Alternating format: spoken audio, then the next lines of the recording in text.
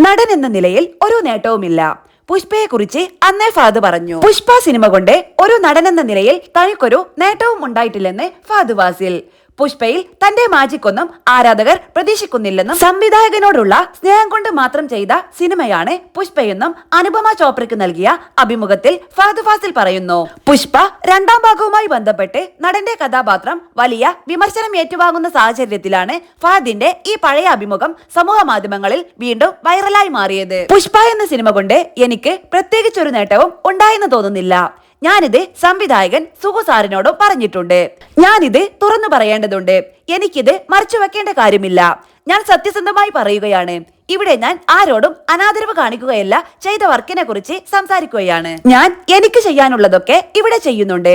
ആളുകൾ പുഷ്പയിൽ എന്നിൽ നിന്നൊരു മാജിക് പ്രതീക്ഷിക്കുന്നുണ്ടെന്ന് എനിക്ക് തോന്നുന്നില്ല.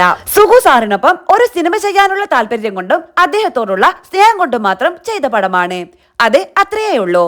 എനിക്ക് ചെയ്യാനുള്ളതെല്ലാം ഇവിടെയാണ്. അത് വളരെ വ്യക്തമാണ്. ഫഹദ് ഫാസിലിന്റെ വാക്കുകൾ. ബൻവർ സിംഗ് ഷെഖാവത്തായി ഫഹദ് ഫാസിൽ നിറഞ്ഞാടിയ തെലുങ്ക് ചിത്രമാണ് പുഷ്പ. അല്ലു അർജുൻ തന്റെ താരപദവി അരക്കിട്ട് ഉറപ്പിക്കുകയും ദേശീയ പുരസ്കാരം നേടുകയും ചെയ്ത ചിത്രത്തിൽ ഫഹദ് ആയിരുന്നു വില്ലൻ. പുഷ്പ ദ റൈസിന്റെ വിജയം ആവർത്തിക്കുക എന്ന ലക്ഷ്യത്തോടെയാണ് സംവിധായകൻ സുകുമാർ രണ്ടാം ഭാഗമായ പുഷ്പ ദ റൂൾ ഒരുക്കിയത്. പുഷ്പരാജായി അല്ലു അർജുനും ശ്രീവല്ലിയായി രശ്മിക മന്ദാനയും വീടുമെത്തിയ ചിത്രത്തിലും ഷെഖാവത്തായി ഫഹദ് ഫാസിലിന്റെ അഴിഞ്ഞാട്ടമുണ്ടായിരുന്നു. എന്നാൽ രണ്ടാം ഭാഗത്തിൽ അഭിനയിച്ചതിന് ഫഹദ് ഫാസിൽ സമാനതകളില്ലാത്ത വിമർശനങ്ങളാണ് നേരിടുന്നത്.